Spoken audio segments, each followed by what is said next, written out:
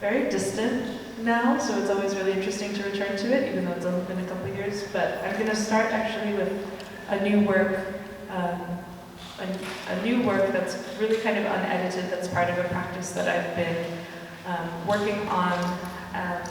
Earlier we were talking about ideas of like contamination and collectivity and third space, and so something that I like to. I'm returning to a kind of institutional space after many, many years outside of one, and a lot of my work and community building work has been through sitting in a room and like just being in language with people, or being in silence with community. And so this particular poem that I will read is coming from a practice of what I call, it's like a writing group and reading group that I've been organizing while I've been in London. It's a continuation of other works and other practices. But just inviting folks to bring a kind of like genealogy of voices into the room, then we sit with them, we read them aloud again, and we kind of mix language together and come out on the other side with a kind of shared body now and a shared voice. So a lot of the language, I probably haven't included what works we were reading, but Hassan Kanfani has come up, and a few other Palestinian writers and poets, but also just like the works of friends of mine in the space. So you'll hear some names, and intertextuality is kind of something I'm always thinking about. So this is called Ocean of Walls. What follows appears as if it descends. Imagine instead a compulsion, like Maggie took the wall from Asata, like greetings. When I thought I was writing the sock was writing me. When I thought I was writing the shark was writing me. When I thought I was enduring the one was enduring me. When I cannot get closer than this inverse, as if power was endemically reciprocal. Make the play of the wave or ecology of motion, where Sangha is the portfolio management company, and cousin is dolphin. Even this, lift at the hip, pull the sock, suddenly petal once tulip, pull at the knee, there scatters a petal. Underslept makes tulip spectral. Gut bloat and potential pregnancy procures tulip. Gut bloat, tulip, potential pregnancy procures. Intensifies the will to neglect. Imagined pregnancy intensifies the will to ignore. If we took the structure and turned it upside down, it would be 7:30. You would be a child, a version of a child that I, being a child, wanted to belong to pulse inside of. In the room, someone said, I'll say back what you said. You said, I will yoke myself to the ghost, and I promise. And then my memory broke. Was I the harness and the body, or that beautiful morning in blue light, on my back, braced by your shin and your knee and your shark in my mouth? Would I return to the shark giving birth to the assembling of shark through shards of time that are words in any language? It was endurance birthing the shark. Ask Eva. Genesis was the orange in her confessional, from which I emerged, writing the shark, writing the endurance. There's footage. I'll find it for you. Give me a minute. I thought minutes were simple. The theorist names iconographic new lovers who play in their bodies through the torture of others, on the job of detaining bodies, the excess of state, in the fluids that lovers evoke from the tortured, from the new slack of skin, like summoning horse through shark, in the toneless voice accompaniment to my undressing, one rib at a time, one gill, one lock, one holy thread. Helicopter whine, yaw in the sky. I was never closer to sound of the last sound. Be with it now.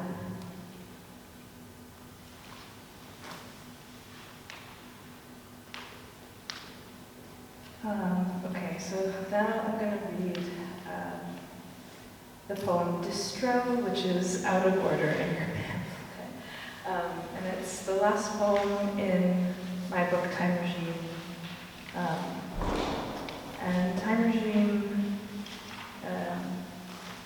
yeah, so it's not really a spoiler, because I think of the book as circular and recursive, but it tells kind of two parallel lives. One is the kind of like lived material reality, and the other is the kind of spectral cyborgian underbelly. So in the kind of Chitra Ganesh-like fever dream space, I've written this book in kind of these circular modes. But this is the last poem in the book that does kind of try to, it lands us back. It lands us back in a material historical space. The narrator is navigating family and the longing of a passage into history that has healed itself in a future time. So this poem is called Distro. And it's kind of performative and invitation as well. So there are some directives in the poem. So if you feel like following the body, there's some of that as well. Distro. Close your eyes. Wait. Dear thread, before you read this, close your eyes. Swallow. Blue sky of your throat. The body is met by a field, a flip of the sky, pop lavender to claret. The body is met by field, marked by the sky, a crater, and water. It brings from the west, west, west, until your east. Song is the body, and so defamiliarizes. It waits for sand, thread, those excavations, migrant molecular composites. A cow tongue finds salt in the seams, sends warm air streaming into winter. Go. Wherever you are, rise and go. Dear thread, you pass, pluck up from the back, repeat, calling the water, wait. To borrow, to pass through, and so give up to unknown futures. I'm around somewhere in the rain, missing you. Until your cracking bone against the boulder, there was no boulder. This recasts itself as winter, yielding line, hands out in the dark. Naming you before I could pull apart the braid. How loneliness is resource, regime, something inflicted and coming in waves. Points strung by those with the power to consolidate. Access. These things needle and liquefy our equatorial seam, sipping bodies with fists. You, luminous shadow, have known. I will write that time is a container for parity, that it is inequitably distributed and policed. But first, I'll sleep it. Then I will wonder where to go with my hands out. I could go toward closing the gap of time between our bodies, reaching around your shoulder to put a glass in the sink while you rinse lentils, 1, 2, 3 times. I do not wait to be touch, to be the husked sound of your hand in the grain. There, I do not wait to be late, arriving 2 hours after our cousin brother's wedding ceremony started, walking in, back gate for a weeknight dinner gathering, 2 cities 2 south, 10 p.m.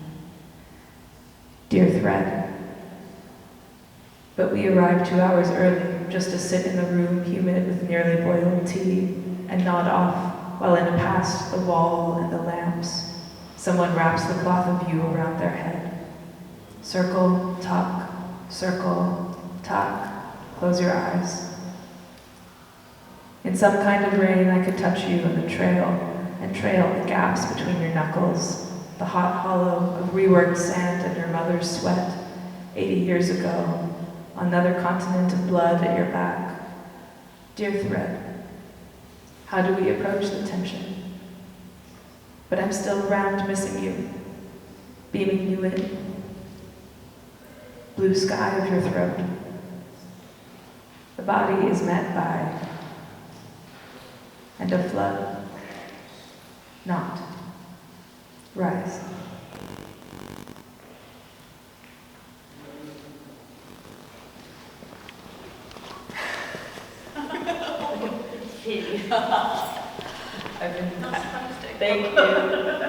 Thank you.